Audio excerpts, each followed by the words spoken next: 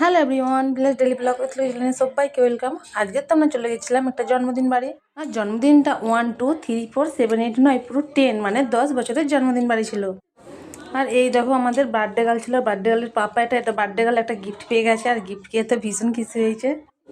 আর এখন তো বাচ্চারা যেন পিঙ্ক কালারটা সবার একটা ফেভারিট কালার হয়ে দাঁড়িয়েছে, কারণ পিঙ্ক মানেই একটা মেয়েরা আটকে যায়।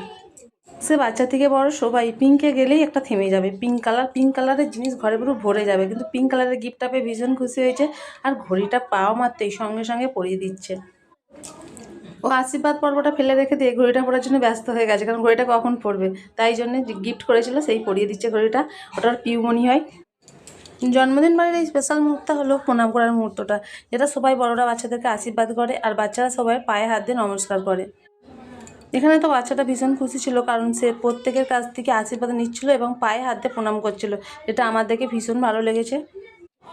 জন্মদিন মানেই একটা বাচ্চাদের স্পেশাল মুহূর্ত।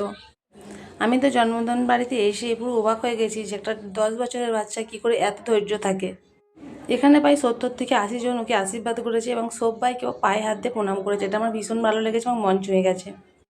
ভগবানের কাছে প্রার্থনা করি যেন প্রত্যেক বাড়িতে এমনই সন্তান হয়, যেন বাবা মার মুখে হাসি ফোটায়, আর বড়োদেরকে অবশ্যই সে তার যোগ্য সম্মানটা দিতে পারে।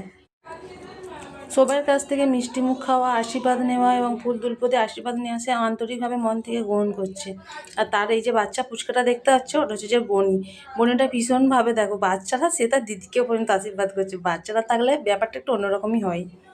যেখানে বাচ্চা থাকবে বড়দের কাজকর্মগুলোকে হয়তো একটু ডিস্টার্ব করে, কিন্তু মন ছুঁয়ে যায় তাদের দুষ্টুমিগুলো দেখে।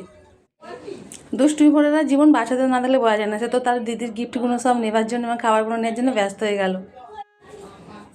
দেখো যতই বারণ করুক বাচ্চাটা কি শোনে, শেষমেশ সে একটা গিফট নিয়েই নিল। আর এই দেখো নিচে চুপ করে বসে পড়েছে, এবারে সেটা খাবে। দেখো আবার চলে যাচ্ছে, ওটা নেবেই ওটা। টাটা বাই বাই, ততক্ষণ ভালো থাকুন, দেখা হচ্ছে পরের একটা ব্লগে।